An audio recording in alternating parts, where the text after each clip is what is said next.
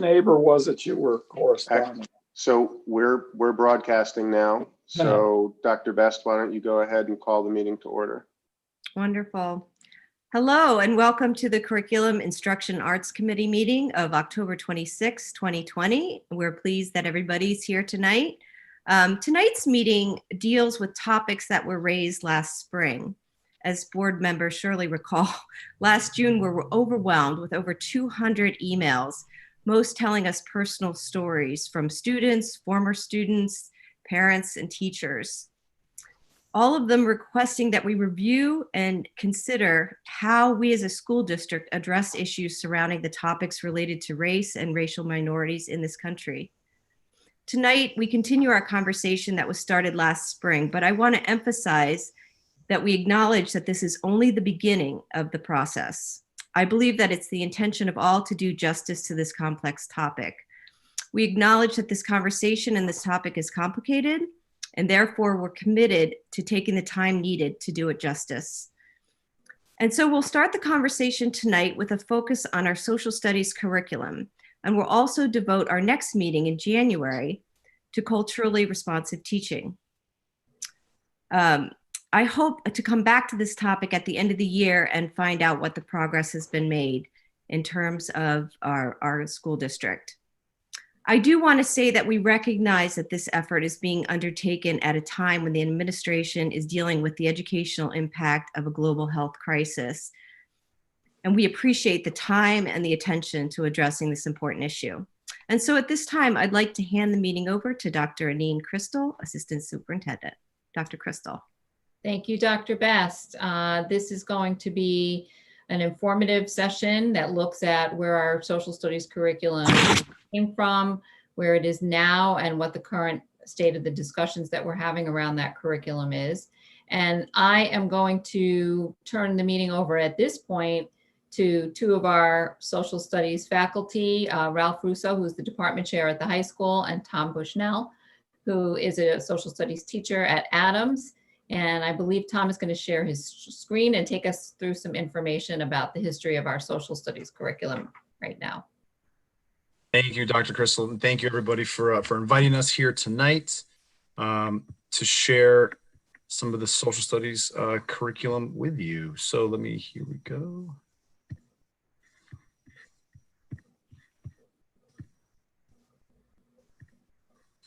Okay. Mr. Ralph, would you like to start?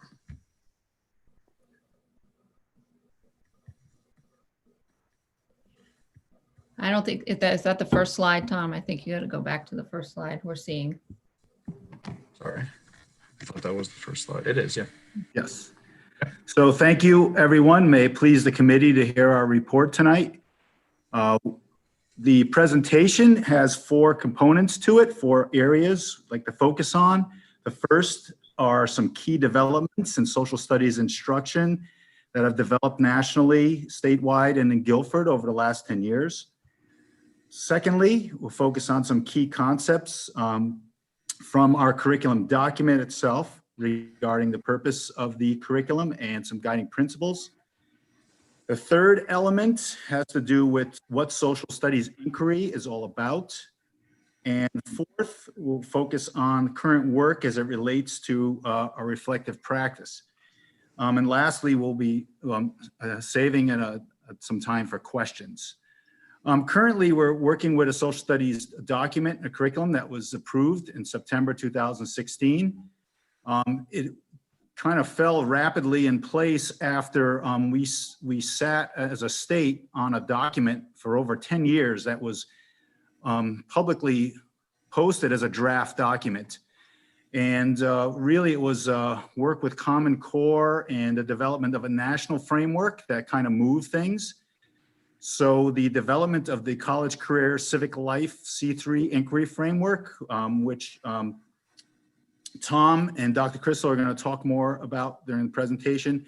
When that came online in 2013, it started the wheels turning in Connecticut, and at the state level, a committee of teachers and administrators and policymakers put together this Connecticut framework in 2015.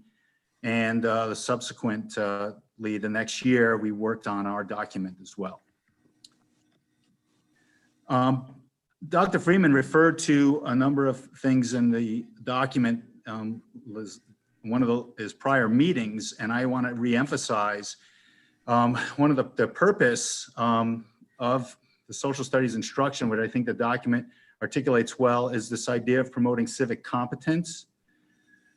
And this notion that, we're living in a culturally diverse and democratic society that's also in an interdependent world, and that really a primary purpose for us is to educate students so that they can make informed decisions for the public good as citizens and future leaders.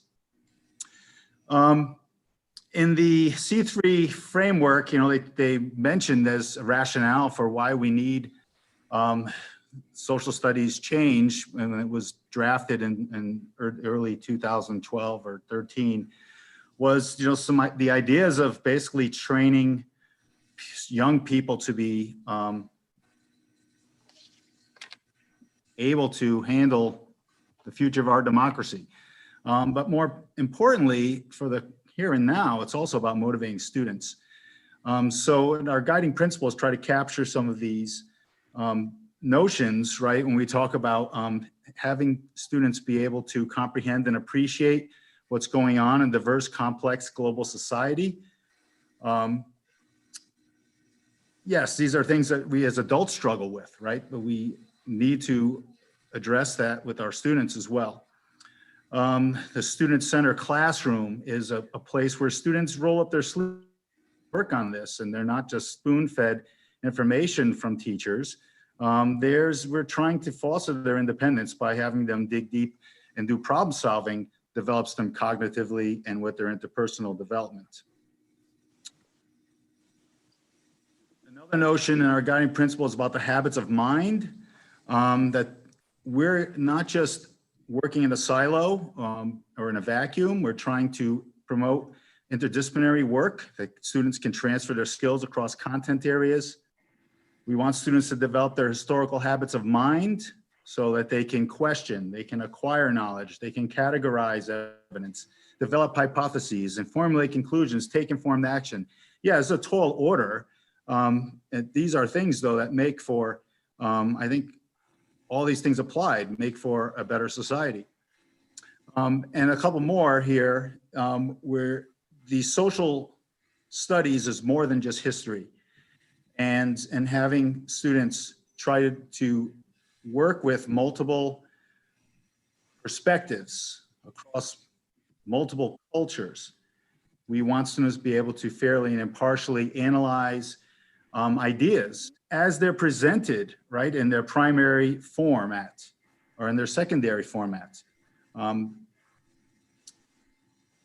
additionally, the inquiry process, which we'll talk more about, is the focus, right, in which we can have students extend their knowledge of civic responsibility. We're trying to promote active citizenship and having students evaluate different perspectives through their open expressions of ideas.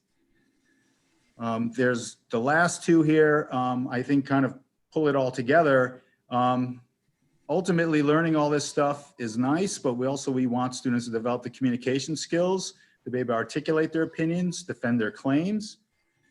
And lastly, we want it to be relevant, right? We want it to be relevant and meaningful to learners. And that means that we are looking at controversial issues at times. Now, we're pulling these things together in our work, in our practice as social studies teachers, and that we're using the C3 model, which was the seed of the state frameworks and our frameworks. We have our district curriculum, which refines it and focuses it mostly more pertinently for Guilford. And through our training and professional developments, we're using frameworks of high leverage practices and principles of learning. The college career civic life, which Tom's going to talk more about in some detail, is broken down into 4 dimensions. And Tom's going to take us through each one of these. It's developing questions and planning inquiries, teaching kids how to take the initiative and how they can how they can take their natural curiosity and plan their way to investigate. Applying disciplinary concepts, which relate primarily for social studies, the predominant areas of focus are civics, economics, geography, and history. We know there are more areas of the social studies, anthropology, psychology, and the like, but the four main topics that are the thread that runs through C3, state frameworks, and ours have to do with civics, economics, geography, and history. Importantly, evaluating sources and using evidence, critical skill, in an age of information where we're bombarded on a daily basis, the ability to evaluate the information that's coming to us and use evidence to back up our points of view is paramount. And last but not least, right, it's this idea of communicating our conclusions and taking action. Tom was going to talk a little more about these as they're essential to the social studies work. Okay, thank you, Ralph. So Ralph touched a little bit just now on the C3 framework, or the college, career, and civic life, which are connected to the social studies state standards. So if we use this as the overarching question here, how do we implement a 21st century classroom experience through the C3 framework and the inquiry arc? So I'll take you a little bit through that and talk a little bit how we have students evaluating sources, as well as for reliability and credibility, but some other characteristics as well. Right, so again, here are the 4 dimensions. And then beneath these, we have some other questions that we often pose to within our PLCs with each other, and then while we're planning for instruction as well. So with the first piece here, developing questions. And I have some examples of these on the next slide. I believe it's the next one. What compelling and supporting questions are needed for students to begin their inquiry? So initially, this is something that certainly needs to be modeled by teachers. And we do, again, we work together in PLCs to come up with these compelling questions. And then ideally, we would like students to come up with their own compelling questions as they investigate and as they begin to plan, as we begin to plan inquiries together. That's really when it becomes exciting, when the kids become involved in the questioning and the planning of the inquiry cycle. The applying disciplinary tools. So again, through civics, economics, geography, and history, what are the important concepts and skills that students need to know? Evaluating sources. So we do this often, especially at the middle school and high school levels. Anytime we are doing research, we do work closely with the library media specialists as well in determining what sources we're going to use, what makes them fit into what the inquiry might be or what the research might be around content-wise. But again, are our sources current? Are they credible? Are they reliable? If you're doing something historical, they don't necessarily need to be current. But again, if the inquiry is based on something more current events, then certainly that comes into play. Are they accurate, and do they have purpose? So at first, when we're guiding kids through evaluating sources, we do several lessons in the middle school anyway, with Cheryl Robertson, who's our library media specialist, about the evaluation of certain sources. Because it's difficult for many adults. You know, we live in the age where we have so many things, technology and information at our fingertips, whether it's through social media, newspapers, although it's becoming a little antiquated now, unfortunately. But anyway, we have information at our fingertips constantly. So our kids need to understand how to evaluate sources and how to then use that evidence. And then what do we do? How will our students use this to take action? How will they use what they have found and then determine which evidence to use to determine where they want to go with their inquiry or with their final products? And if appropriate, taking informed action, which is something we talk a lot about, civic duty, the common good, and then taking informed action as well. All right, so just an example here about writing compelling questions. So if we use liberty here as the as the theme, so what does liberty look like? And then you have each of the 4 components with civics, geography, economics, and history. These would just be some examples through the disciplinary lenses. So geography, how does liberty change from place to place? You could do this with many different concepts. You could do this with slavery as well. Economics, does more liberty mean more prosperity? You get the idea, right? History, and then civics. So looking at using compelling questions through all these four disciplinary lenses is a great place to start. So again, just quickly, Ralph touched on some of this, but the guidelines for our frameworks and then the C3 were developed in 2014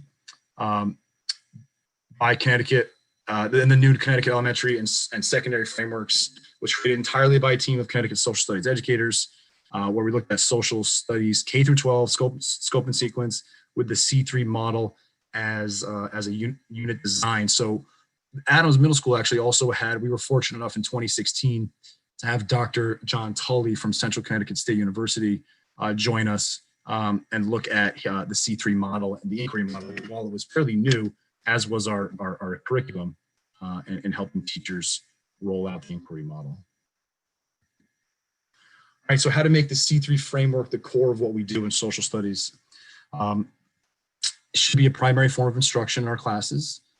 Students and teachers craft investigative questions that matter. This part is key because once teachers have modeled how the inquiry process works, it's great to see students developing their own compelling questions. And that goes right into number 3, where teachers should establish a collaborative context to support their students' inquiry. While integrating content and skills meaningfully, of course, helping students when needed to articulate their literacy. How do you think? How do you read? How do you write? We hear oftentimes about how do you read like an historian, or how do you research like an historian? And then again, we hopefully are providing them tangible opportunities and experiences, authentic experiences to take informed action. All right, Ralph is going to take us to the next set of slides, and then we'll talk a little bit about how this summer we did some work with the social studies teachers in the district around issues that are definitely current. Go ahead, Ralph. So this portion of the presentation will talk a little about alignment and how our current curriculum aligns with the state curriculum. And it gives us insight to how the curriculum is connected with the C3 as well. So I broke it down by grades. If we could advance, there we go. So at the Connecticut level, essentially kindergarten through 6, we have a unit on me, or studies on me and my community, society and ourselves, making a difference. Connecticut and local history plays a role in the curriculum, United States geography, early United States history, and a focus on the West and world regional studies. In grade 7, we focus on the East and world regional studies. In grade 8, we look at early American history, U.S. history, American Revolution to the Trans-Mississippi Western interaction. Now, the high school curriculum for the Connecticut frameworks and ours as well, when it first came out, was a little bit controversial in that there's, if you notice, the time period focus is modern world, basically for U.S. history is going to be on the Gilded Age to the present. And for modern world history, there's also an emphasis on more modern world history from the Industrial Revolution to the present. The caveat in this is that while an emphasis is on modern history, we are working to make connections with things that were taught at the lower levels in the curriculum, as well as just in terms of connecting current things with relevance to relevant past events. So for a high school program at the state level, American government, the civics is a required course, and it's been a required course for all high school students to graduate in Connecticut since about 2002. And a high school electives that are recommended are economics, geography, civics, and social sciences. As you'll see, our curriculum aligns very closely. There's a unit on a child's place and time for kindergarten. In grade 1, the focus is on families now and long ago, near and far. People working together. There's a focus on Connecticut and the United States. Communities past and present, near and far. early U.S. studies, regions and people of the Western Hemisphere. Now, these are broad topics that if you look at the document, you'll see that there are obvious connections to Guilford's unique local history and place in Connecticut, Connecticut's local history, relationship with Native Americans, etc. So we go on to the middle school, grades 7 and 8, and then to the high school curriculum. In grade 7, there's again a focus here that aligns with the state level on the Eastern Hemisphere, the regions and peoples. In grade 8, the early U.S. history from the constitutional era through Reconstruction. In modern world, we get to the high school. In grade 9, we focus on scientific revolution through the Holocaust. In grade 10, we split the work among 2 courses. There's the required civics course in semester 1. In semester 2, we do a continuation of modern world history and focus on Cold War to the present. U.S. history, as mentioned, is a modern U.S. history, and we focus on Western expansion through contemporary issues with links to earlier periods. And in grade 12, we have a variety of electives that are offered, and this is not a normal year. We had to cut some back, but we offer normally economics, geography, law, human behavior, comparative religions, a history through architecture course, which focuses on local history, and the Western civilization course. I'm going to hand it back to Tom, and basically that alignment was a little bit relates to some of the work we started doing this summer. We had a focus group in August this year, which was open to all social studies teacher in the district, as well as to some representative teachers from the English language art department to talk about interdisciplinary possibilities. And the purpose was to discuss a number of topics relevant to instruction for the coming year. And Tom, you can take us through some of what we talked about. Sure. So thanks, Ralph. I'm really excited for the work that we've begun to do and that we began to do this summer, as Ralph mentioned. And I'm aware of time here, but I do want to hit on a few of these issues because we had some great conversations this summer with representatives from the elementary, middle, and high school levels. So first up, social emotional learning. I will get right into that. So social emotional learning. How can we one of the questions we posed was, how can we integrate social emotional learning into our instruction?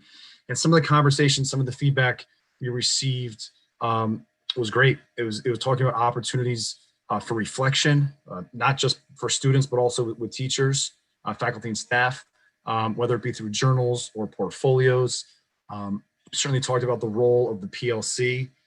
How do we meet the needs of all students? That's sort of a broader question even than just within the social studies, right? But how do we teach, how do we ensure that all of our students' needs social and emotionally are being taken care of as well? We talked about the use of different perspectives in teaching about empathy. And I'll talk a little bit more about that. This next piece here, which is so cultural sensitivity and competence. And there's really a link, a connection with many of these questions that we posed. So how do we know if we are being culturally sensitive in our instruction? With this, again, we talked about understanding one another's voices. Okay, so using different perspectives, using different primary source documents to show sides and perspectives, opposing viewpoints, and then how to converse about when looking at an issue or a topic that might be considered culturally sensitive or controversial. How do we have a dialogue, meaningful democratic discourse with one another while being respectful towards others' opinions and viewpoints as well.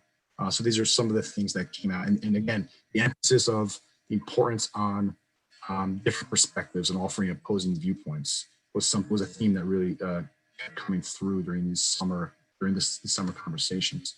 We talked a lot about integration. So how do we improve vertical integration and coordination of the curriculum? And for this was really the initial step in getting that done, the impetus for this really. And Ralph and I and Anine had gotten together over the summer. Ralph had reached out and said, and this is something I've been thinking about for a long time now as well. At the middle school level, we've done a good job of integrating between Baldwin and Adams. but not so much from the middle school level then to the high school. So this is something we need to continue to work on. Again, this is a process that's just beginning, but we absolutely need to find the time to meet, whether it's during professional development days, whether it's having Zoom meetings. This is the one nice thing, and I've said this before about now we're all better at, or at least we're familiar with the world of Zoom. It makes meetings much easier. You don't have to be face to face. In certain instances, it makes it easier. You don't have to be in the same room. And for right now, obviously, that's a great thing for us. But even moving forward, as we move hopefully beyond the pandemic soon, we can still meet like this. You know, Ralph and I may have a common planning period, and we can meet, which is fantastic. We also talked a bit about the interdisciplinary opportunities with English language arts, social studies, and ELA. There are many different connections we can make. And we feel that these are opportunities that not only will enhance our children's learning experiences, but also it gives us opportunities to work with some of our colleagues and bounce ideas off of, which is always good practice as educators. We talked about curriculum. So again, this is really connected to that vertical integration and articulation. How do we improve the scope, sequence, and language? Again, we need to just keep having these discussions about social emotional learning, cultural sensitivity, diversity, etc.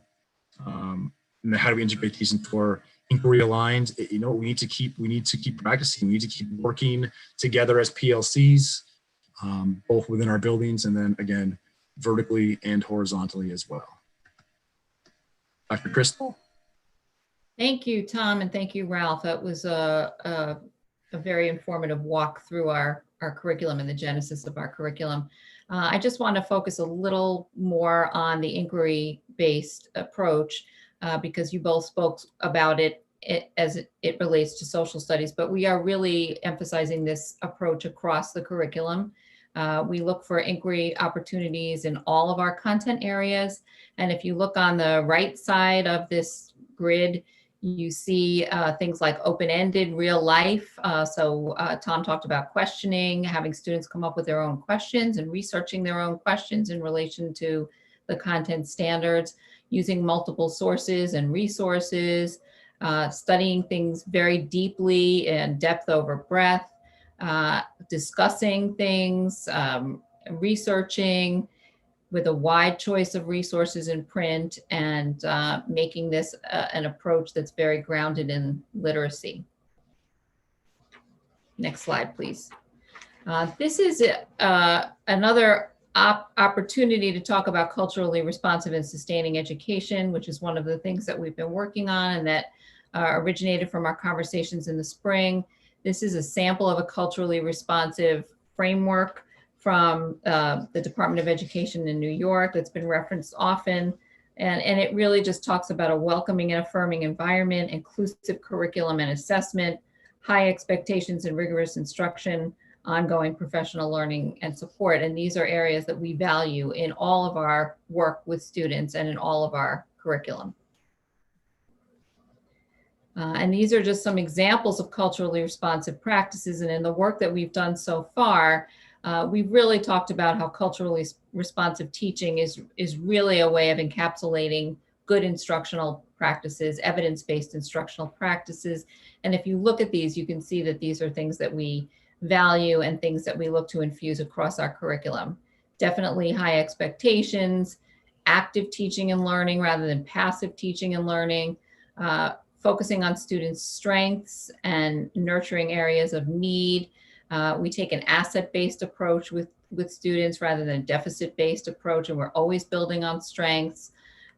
Diverse teaching strategies, cultural sensitivity, which Tom just spoke about, and creating a supportive learning environment reflecting the cultures of all students. This also goes to the social emotional learning piece and the importance of making all students feel welcome and appreciated and able to succeed in their learning, and working with small groups of students as well.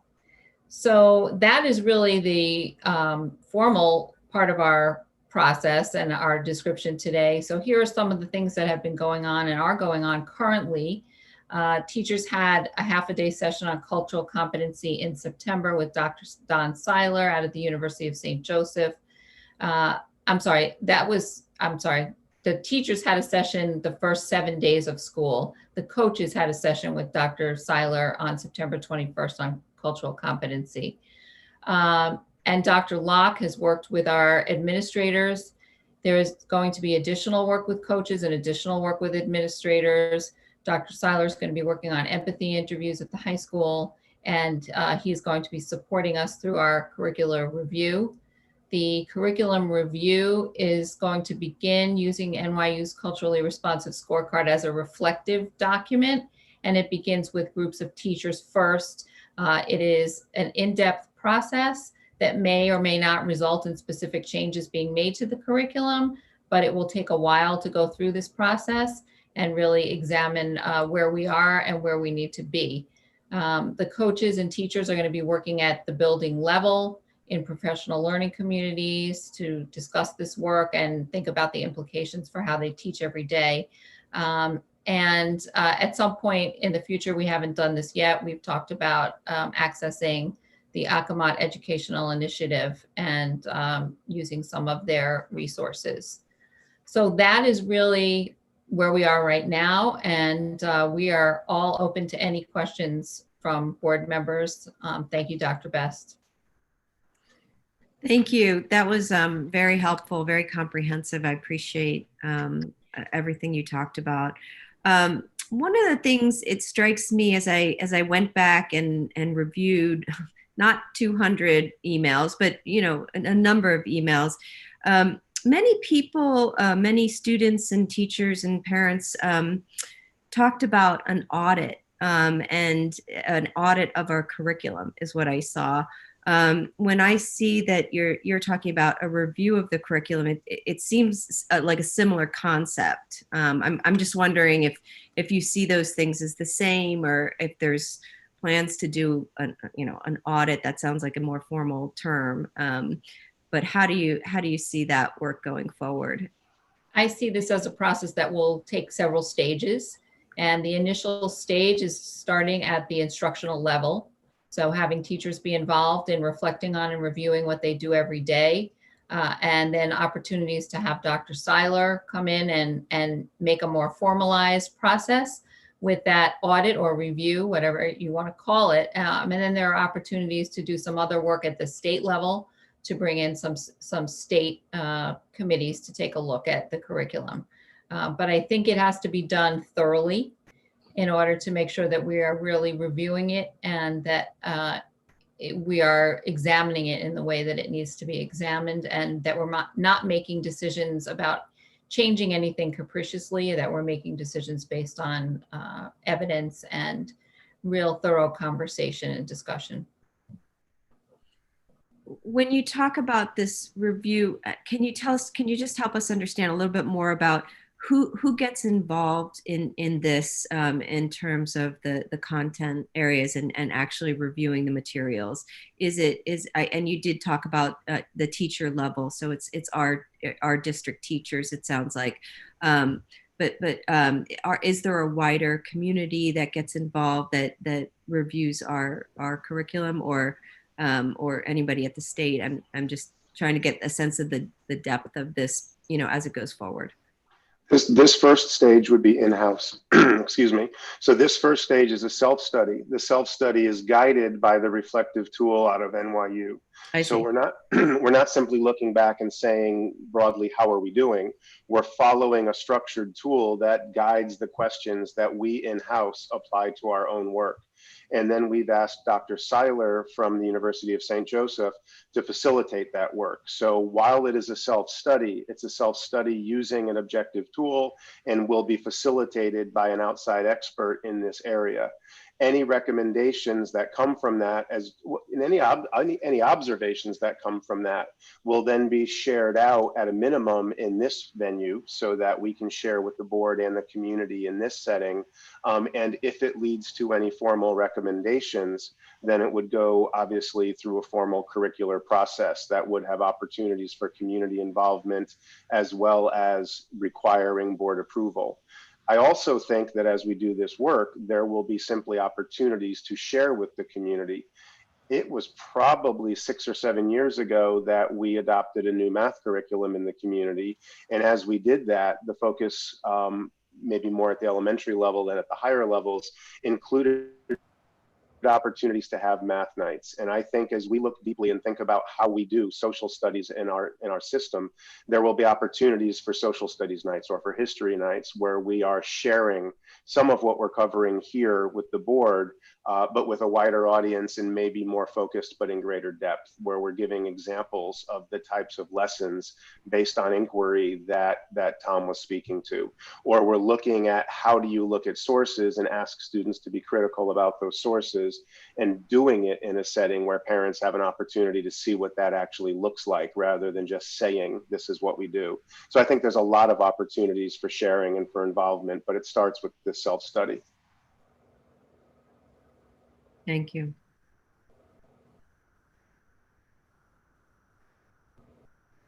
I'm wondering if any other board members have any questions that are coming up. I have more of a comment than a question.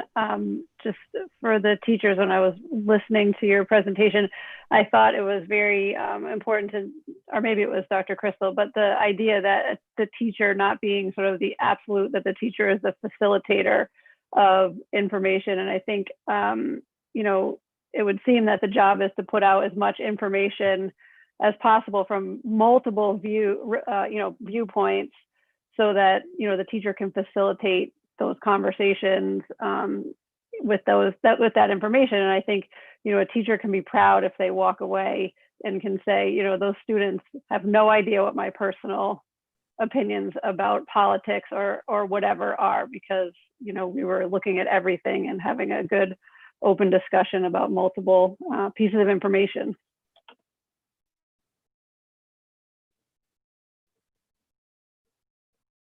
Would either of you guys like to comment on that?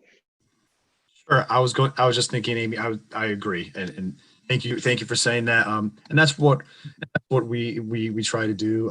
And the inquiry, the C3 inquiry model certainly helps in that facilitation. But again, it's providing those opposing viewpoints. It's providing them the information, and then having the kids sift through and struggle through and be challenged. You know, I oftentimes will give them a piece of text that I say, hey, this is going to be really, really challenging, or multiple sources of text, and say this might be challenging to you, but that's okay. And again, I'm there to coach and facilitate them through that process. And then at the end of the day, if we can teach them how to analyze that text or analyze that information, and then make their own decisions on it, I agree, it's fantastic. You know, one of the examples that I think of is 5 or 6 years ago, watching in Mr. Powers' classroom, students debating whether or not the United States was justified in entering World War I. And as their sources, they were using contemporary writings from that period. They had editorials from major newspapers that were on either side of that argument. Yes, we should enter the war, and no, we should not enter the war. They were working with primary sources from the time period, and students in that classroom were articulately arguing both sides of that question.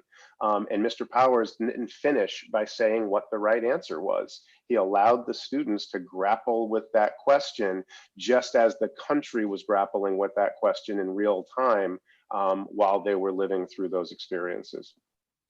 I have a comment for Dr. Crystal.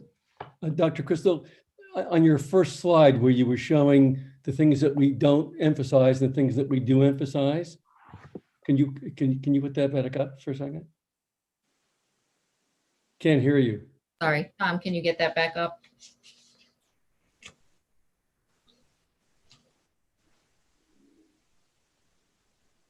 There it is. My observation is that, you know, in the last week or two, a number of us have gotten comments from the community with the perception that for some reason, particularly in history and social studies, we are sort of tied to either a given text or a particular ideological position or singular sources. I don't think it's ever been true, but this obviously demonstrates on the increased emphasis size the whole notion of multiple sources, no single textbook, open inquiry, getting students to see competing claims.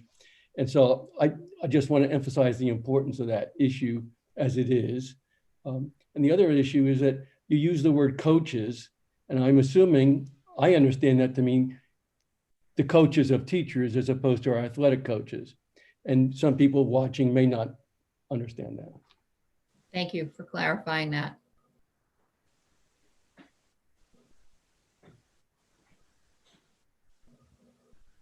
Hi, if I may. So the first thing, and I know this sounds silly, I have not been in high school for a really long time, but I listened to this presentation and it's exciting. You know, I thank you for showing us what our kindergartners doing, as well as our fifth graders, as well as our 12th graders. You know, social studies, the teaching of social studies, or and perhaps really that's the wrong word now, right? The facilitation of learning and discussion and inquiry that happens is such a different model than it was 30 years ago. And so that it's just exciting for me to see.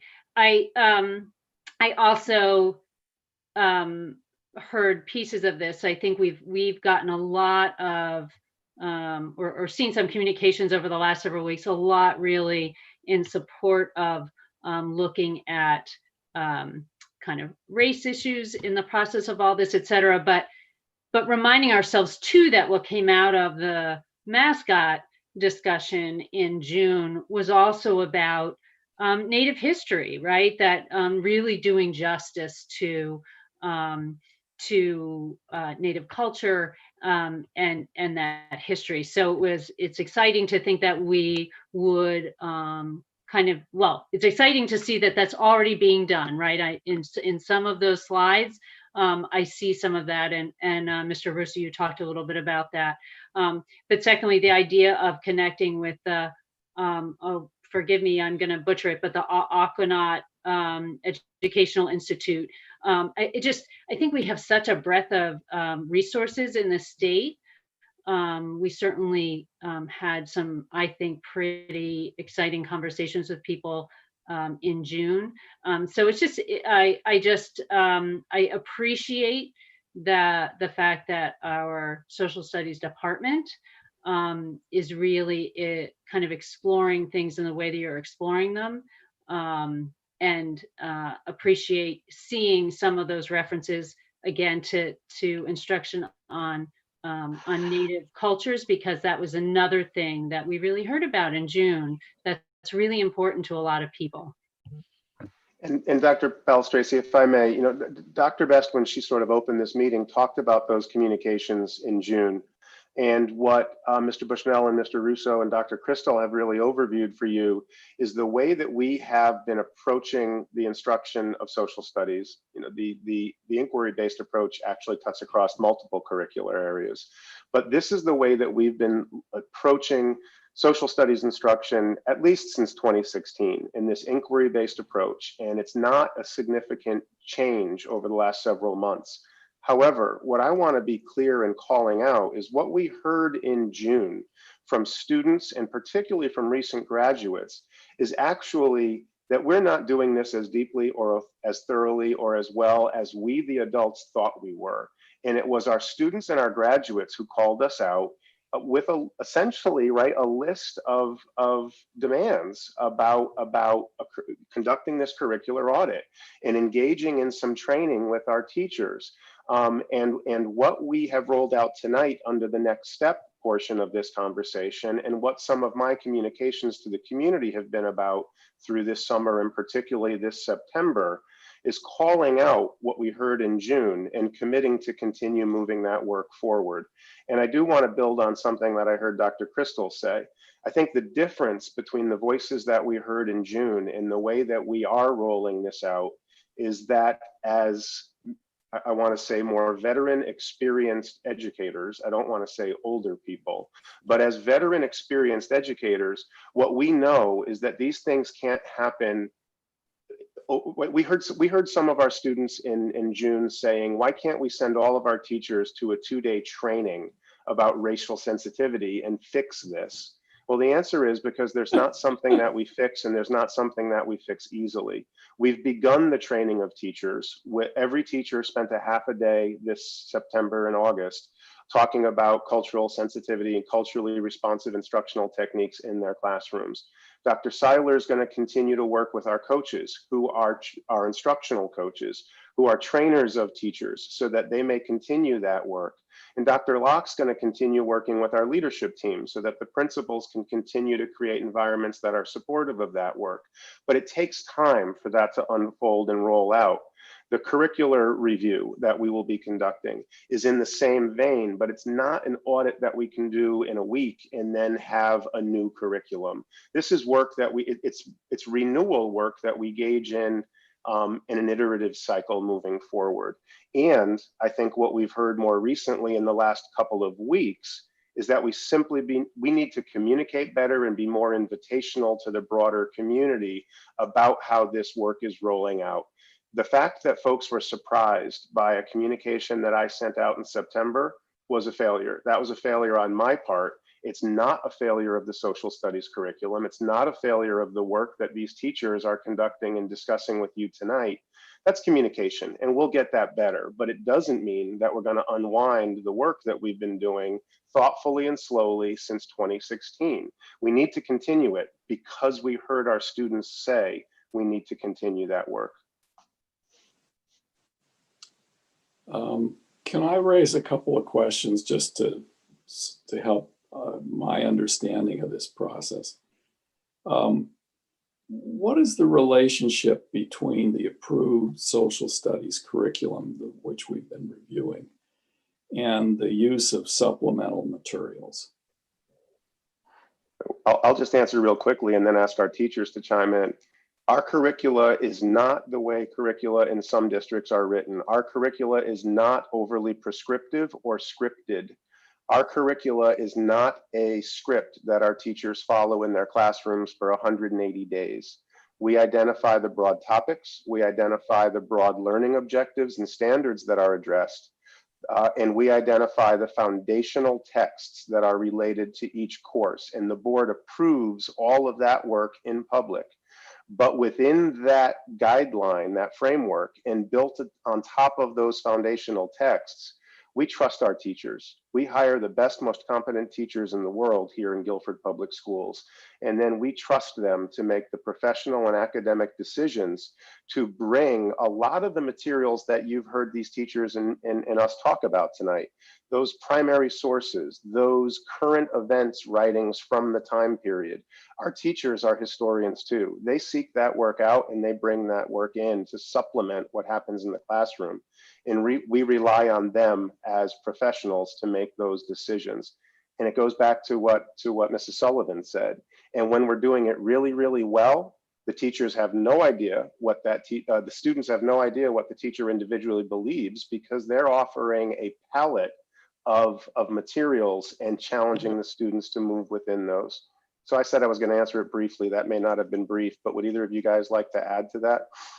Yeah, I'd just like to say our PLC structure is a nice, it's a nice gauge also to run ideas off each other. PLC work, if we're talking about the Gilded Age, for instance, you know, teachers are looking, if you look in the textbook, there might be one quote about the Gospel of Wealth. But if you have teachers sharing, hey, I'm trying this activity, the kids are going to read the full version or most of the Gospel of Wealth by Carnegie, they can really get an appreciation, and it's a dynamic discussion afterwards when you teach kids how to unpack the text and talk about it in the context of the time. So I think the PLC structure is very, very formative. It's been wonderful to have teachers share ideas, and particularly in selecting resources that are relevant. Can I say something real quick? Mr. Russo, Mr. Bushnell, great presentation, very informative. I'm a newer member here to the board, and forgive me for this question, but PLC, what does that stand for exactly? Because I don't want to, I'm not sure. Thank you for asking that. Sorry, Mr. Galino, professional learning community. Okay, thank you. Opportunities, it's opportunities for teachers to meet at grade level, content level, in most cases to share teacher work, to look at student work, and it's really an opportunity just for teachers to collaborate with one another. That's perfect, which is perfect for my next question, because as you guys were going through the slides and I was paying attention, writing down notes, and Mr. Sand just brought up a point which kind of like maybe made something click in my head here too, is what determines the accuracy or the reliability of the sources used in those studies? Would the PLC come together and collaborate on these sources that you would use in determining certain areas of study? You used an example earlier that you would go literature from the year of an event to demonstrate both sides. But with today's world, with like social media and a lot of items that are out there that are not true sources, and there's a lot of deception, what do you guys do, or how do you combat that when you bring those sources to the table, per se, for their accuracy, for their reliability? So one tool that we use is for document analysis. There's one that's kind of bridges between language arts and ours, and that's called Soapstone. But there's one that the Social Studies Department uses for a document analysis called OPCVL, which actually is rooted in IB, International Baccalaureate. And in that acronym, students and teachers look at the origin of the document. You know, part of the discussion of the document is just not reading it for face value, but trying to dig deeper on what's the origin of the document? Where does it come from? What was the purpose or the context in which it was written? We discuss that. We look at the content itself, which, you know, and without the analysis, you would just be reading it and accepting it or not. We look at the value, right? The V stands for value, the value of the source. And then we try to discern also the limitations. So that OPCVL, analyzing the origin of the document, looking at the purpose, the content, the value, and the limitations of any document you can apply this to. It gets kids thinking about everything they see in print or online, that it comes from somewhere. What's the purpose? What was the purpose of the person putting it out there? What's the value of it? What are the limitations of it? So it's a really nice tool, and it's something that is really, I think it's well embedded in the department. Great. I had no idea that there was something like that exists in your area, and that's nice to know. I appreciate the answer that you gave. The other question I have is, you guys mentioned in the slides that the Connecticut Social Studies Framework, the guidelines were developed in 2014. Now, when does that get updated, and how does our department or our area work with that going forward? Because that's pretty old. I have to say though, for 10 years before this was put out, there was the document we were working from a state curriculum said draft across the whole thing. It hadn't changed. We didn't know what direction it was going in. So this was a big improvement. It's very exciting, but that is a very valid question. It moves a little slowly at times, I guess, but it was a kind of a big shift when this did come in. Joe, the quick answer is that there are always one or two curricular areas that are under review in the school district. This year may be an exception to that because of everything else that's going on. But there are 13 curricular areas in the system, and there are always one or two of those curricula that are under review. The review would be led by Dr. Crystal, and it would be a committee of teachers who meet locally to participate on that.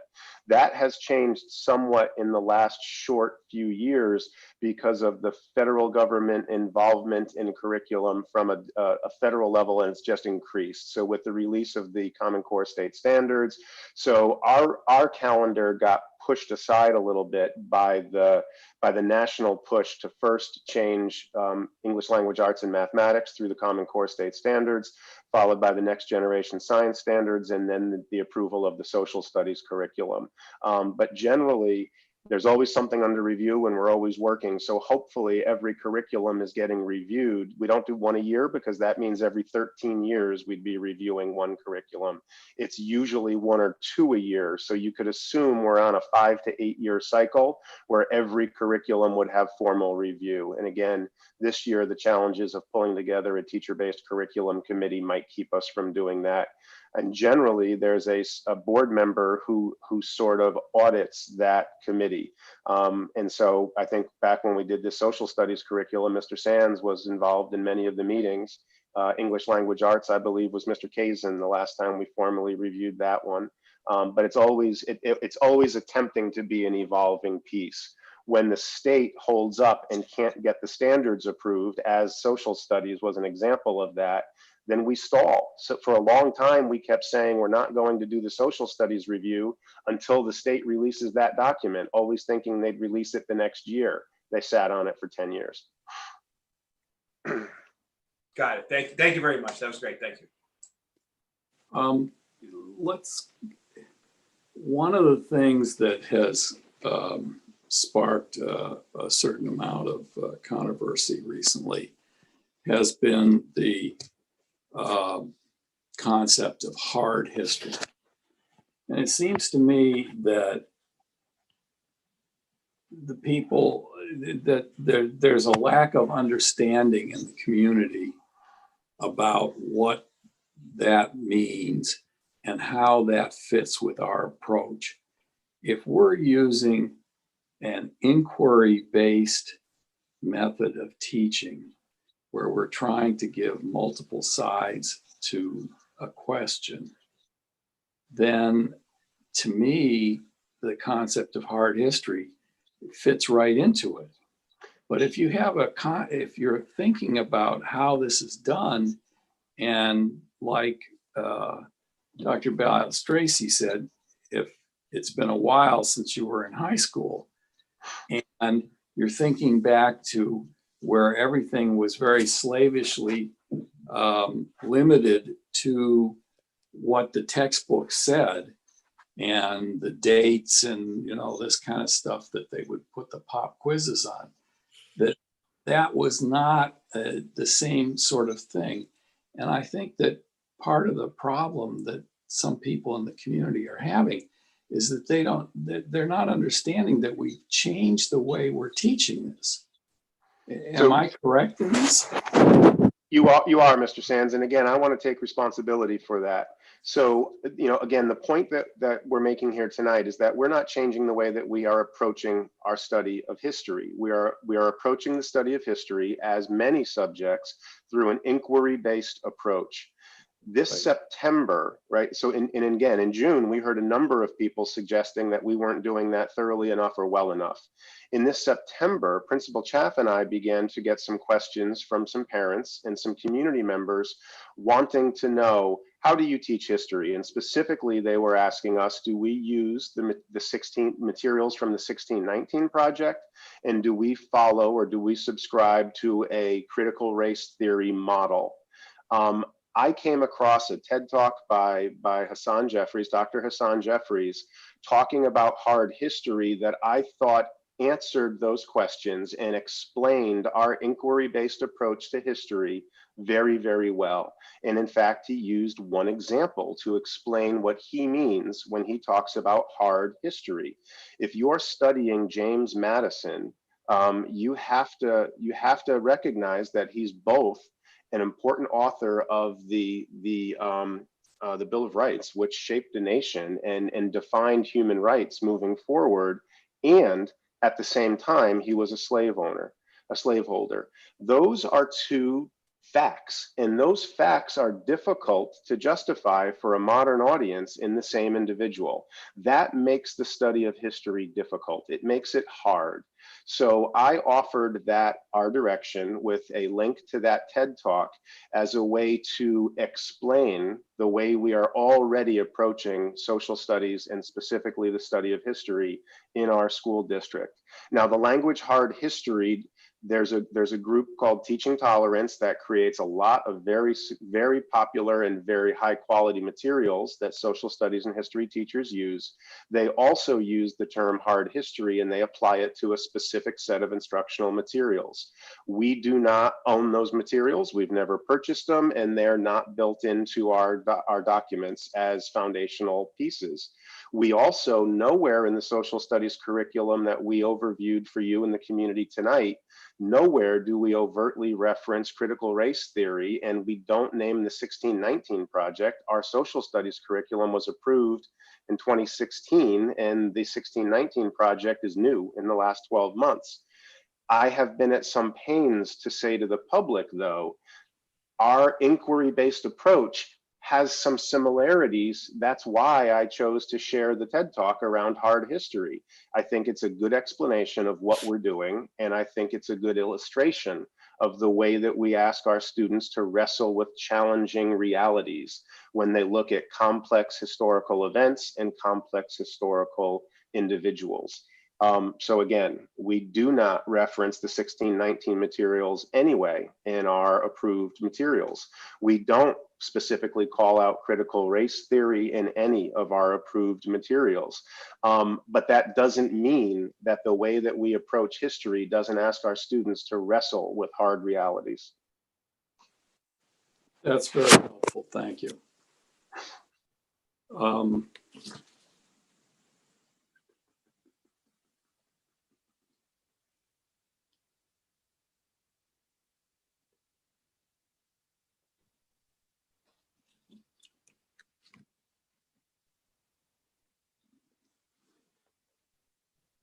Helpful.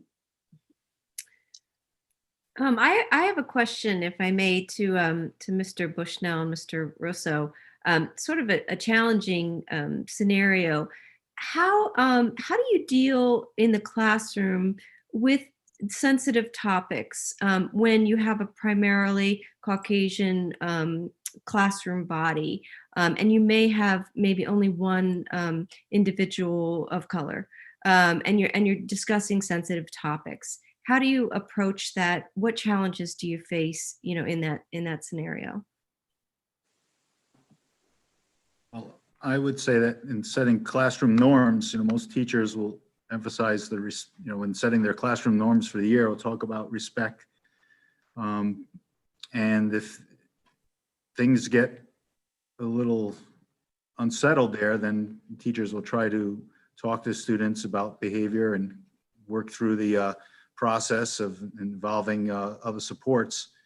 But one of the topics you touched on there in terms of when it specifically involves the issue of race, I think that this is an area of the cultural competence that the teachers on a whole, they're asking questions. As we saw our focus group this summer, teachers had these CAD questions about how can we get better at that? How can we be better equipped to handle it? So I think as a group, we're very open and want to do some more work in that area. And Dr. Crystal has been wonderful too in facilitating and having some discussions with Tom and I since that focus group on plans that the district has for that. And I'm very, very excited about that. Yeah, Ralph, I agree. And Dr. Best, something else, I'll just go back to a couple of the slides from the presentation as far as the social emotional learning, but also cultural competency. We as teachers, and Ralph just hit on this a bit, we're still learning as well. And we're trying to, it's a challenge is trying to be proactive rather than, I think, reactive. And that's something that's certainly happens, and especially in social studies, things happen, daily, really, that sometimes you have to address in our classroom. They can be difficult conversations, but if you do establish those relationships and the norms that it's okay to talk about these things and have these difficult conversations, and then revisit what are the best ways to have this democratic discourse and to respect one another's differences and opinions, I think that's really is the first key. And then again, teachers, we need to continue to learn as well when it comes to cultural sensitivity and culturally responsive teaching strategies. And I just want to mention that is one of the things that Dr. Seiler is working with us on is how to get better at cultural responsiveness. And our goal is really to infuse the ideas of social emotional learning and cultural competency into the instruction that we do every day. Because those are just elements of good instruction. And I think that's an important point to make. We're not adding on stuff. We're not changing what already exists in our curriculum. It's about pedagogy and including social emotional learning and cultural responsiveness in our everyday pedagogy with everything that we do. Thank you. I think that just another point when we were talking about some of the materials and 1619 project was mentioned. We've heard about another sort of similar idea, the 1776 project. which has, a lot of us have reviewed it and read the information in it, as well as 1619. And I think it's a good example of there's great information in both of them that can facilitate conversations in the classroom with different perspectives, without saying one's right, one's wrong. It's just information and different perspectives. And I think I had shared a link to a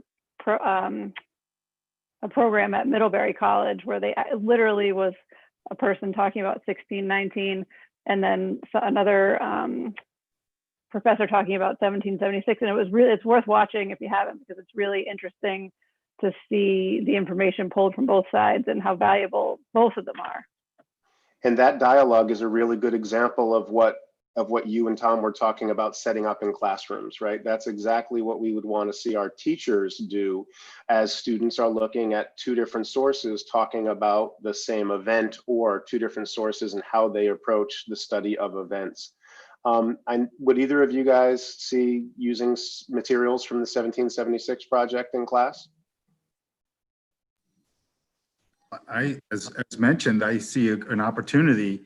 Again, if you take the document analysis tools and unpack where have students understand where the authors of the documents are coming from and putting them out there, and you showing them opposing viewpoints in some ways over some issues, and students can understand the complexity of the issue, and it helps inform them to make their own decision. And I think that's empowering, as opposed to just seeing stuff thrown at you and feeling like, oh, I don't know what to decide or what to do. And I think in the structure, if it's structured properly, it's empowering the students.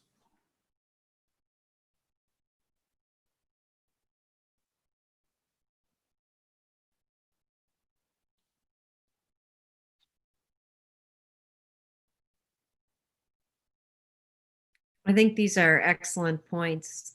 Does anybody else have any questions or comments?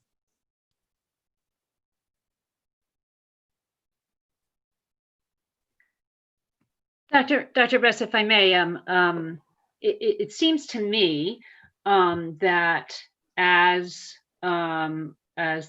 we as a school district think about the kind of initiatives we're thinking about moving forward, that it's not only our students for whom we want to take in a number of different resources, to look carefully at them. Mr. Russo, I wrote down your acronym there. I think it's just such a valuable way to think about things. But I also just want to suggest for the community that our teachers are likely going through a very similar process at any given point in time, whether it's about the subject of race or any other subject. And so one of the things I think we've heard a little bit, some of us on the board, about some concerns about a book or books that teachers might be reading. And I just want to suggest my understanding that our teachers are learners. Our teachers are learners. They're not just teachers. So that for me, it's really important that they are exploring various writings, various texts, various documents, various projects. And the fact that any teacher at any point might be reading something does not indicate that is the that the ideology of that particular book is one that they have bought into, but it is actually, I would suggest, an example of what we want our students to do. Look at different documents, evaluate different documents, understand the perspectives, see if there's value in them. And so I guess I just, in response to some community members I've heard from who are concerned because a teacher or group of teachers or many of our teachers are reading a particular book or another, this is a process I think that all of us can find value in. Educating ourselves on what's out there, reading it, and determining if it has value, and what that value might be. I think that's an excellent point. But before we wrap up, we've focused a lot on social studies, and I think that makes a lot of sense as a starting point, certainly. But I was wondering if we could maybe broaden the topic a little bit to other areas of our curriculum that are also undertaking, sort of this review process. Specifically, you opened the conversation talking about the focus group that the Social Studies Department had. Are other curriculum areas also doing focus groups, or are there plans for that type of conversation? Dr. Seiler is specifically looking at both social studies and the English language arts curricula as we use that self-study tool and look for areas of implicit bias and look at how we are being more culturally responsive and digging into that inquiry approach. At this point, those are the two locations that we are starting. On the other hand, when Dr. Seiler spent a day with our instructional coaches in the district, he made the point that cultural competency and culturally responsive instructional pedagogy are important in all subject areas. And he drew examples from science, but particularly he drew examples from a number of the different arts areas as he was having that conversation. I was struck by the way that he drew a science example when talking about the importance of being culturally responsive and culturally aware in your instruction and how you approach your students.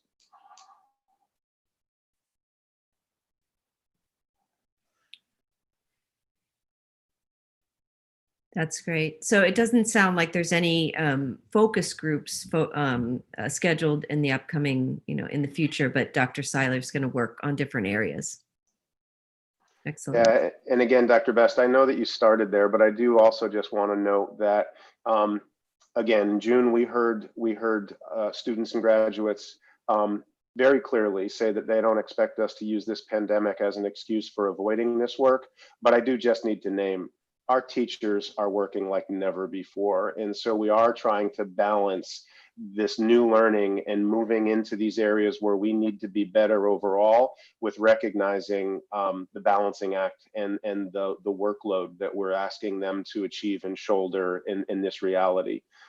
So absolutely, those are pieces we're going to move forward on, but we're really now focusing on social studies and to a degree English language arts, as we're also balancing all the realities of this pandemic and what it's done to our school year and to our expectations of our teachers. Thank you, Dr. Freeman. I think we all appreciate, what you guys have been going through and that you're basically innovating every single day, right, in the classroom.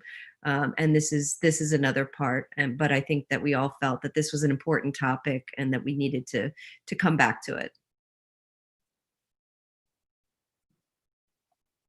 Does anybody else have any questions or comments? Moira? Hi.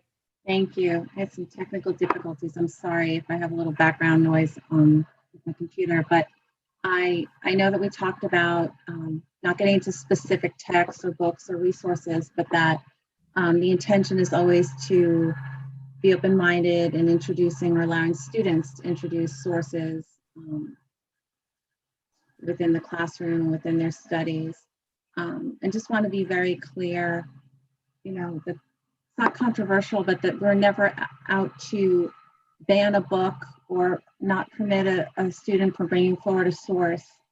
That, I think that's part of that hard look at history. And I just would love the teachers' perspectives. Like, in all of your time of teaching, have you ever felt the need to take a second look or reconsider a source that might be brought to you by a student or another faculty member? And how is that process handled? Or, because unfortunately or fortunately, we have a lot of folks that have very visceral reactions to sources. And maybe because, they haven't had the time to read it, or they haven't had the time to take it in from an unbiased perspective. And I'm just curious how you as educators kind of tackle that with our students. So Ms. Rader, it's recently, actually, I've had a lot of kids in this virtual hybrid world, if you will, share podcasts and videos and things like that via email or via like the Google Hangout, and they'll say, "Hey, look what I found! I found this on the Electoral College. It's a great podcast." So initially, as teachers, we certainly need to. Or I'm always going to listen to it, and then I'm always going to read it, right? But it's important for us to go through the same process, really, that Mr. Russell was talking about in terms of evaluating the sources. We as teachers have to do it as well. And oftentimes when we come across something like you mentioned, may be deemed controversial, if you will, but we will work together within our PLCs. We'll look at those, whether it's a document, whether it's an audio or video, and then we'll decide, is this something that our children might, or our students would benefit from? Is it something? Is it an additional source that we can add, sort of to the what we've been using? So I would never tell a kid, no, I'm not going to look at that, but we certainly will do our due diligence in looking at all those materials. Great, thank you. Second what Tom said. He said it perfectly. Thanks, Tom.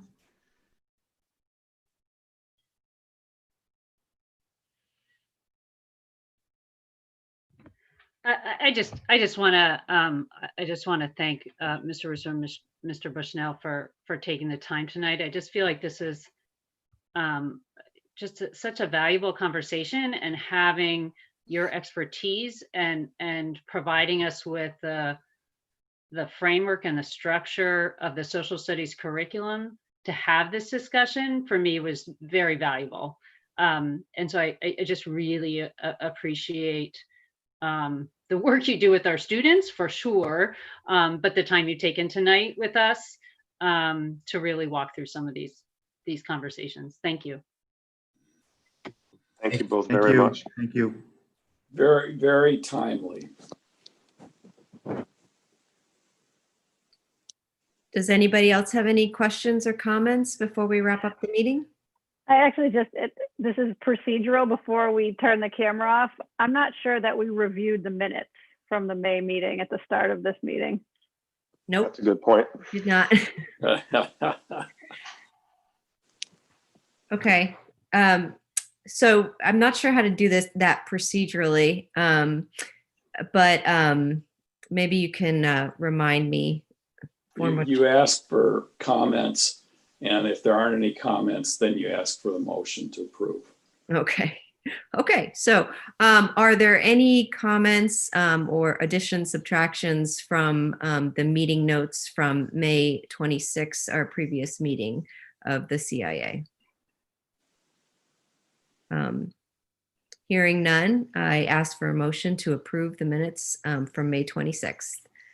I see Joseph Glino and a second from Ms. Rader. Thank you. So as I said in the beginning of the meeting, this is the beginning. You need to vote now. Oh, oh, so sorry. Can we all vote to approve the minutes from May 26th? I think I see a unanimous vote. Yeah, you need the committee members. Non-committee members who are on the board won't be voting. Yep. I think I saw our committee members. Okay. Great. Thank you. So as I said in the beginning of the meeting, this is our first attempt to tackle this complicated conversation. I greatly appreciate Mr. Bushnell, Mr. Russo, and your comments and what you've added to this discussion. I think it was a great start. We intend to pick up the conversation again in January, but in speaking with Dr. Friedman, there's certainly a possibility if there was interest either within the board or outside the community, we potentially could actually discuss it sooner if that interest was there. So I thank you very much for being here, and we'll see you in a few minutes at our board meeting. Thank you. We just need a motion to adjourn. So does anybody want to make a motion to adjourn? Dr. Hirsch? Second. Second. Ms. Rader? All in favor?